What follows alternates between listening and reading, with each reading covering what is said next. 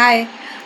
तुम्हाला मी आज नाते टिकवण्यासाठीचा उपाय सांगणार आहे. तो असा आहे की तुम्ही जर तुमचं नातं चांगलं टिकवायचं असेल, तर एकमेकांचे WhatsApp स्टेटस बघायचे बंद करा. काय होतं कधी-कधी आपण WhatsApp स्टेटस बघत असतो. आपला मूड कसा असतो, समोरच्याचा कसा असतो हे आपल्याला माहीत नसतं आणि मग त्याच्यामुळे असं होतं की आपण आपल्या मूडप्रमाणे म्हणजे आपण जर रागात असोल तर ते स्टेटस बघतो आणि ते जे लिहिलेलं असतं त्याचा अर्थ आपण आपल्या पद्धतीने घेतो आणि ती समोरची व्यक्ती जी असते ती तिच्या पद्धतीने तिच्या विचाराने ते स्टेटस टाकलेलं असतं. तर मग आपल्याला असं वाटतं की हे कदाचित माझ्यासाठी आहे, हे मला बोललंय, असा विचार करून आपण गैरसमज निर्माण होतो आणि मग ते शीतयुद्ध सुरू होतं.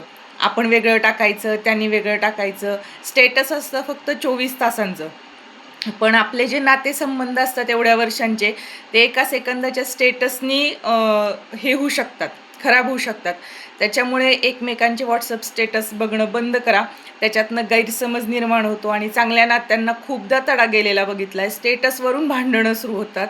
तर प्लीज असं करू नका. हाईड करून ठेवा एकमेकांचे स्टेटस आणि नातेसंबंध छान ठेवा. हेच माझं सांगणं आहे. Thank you.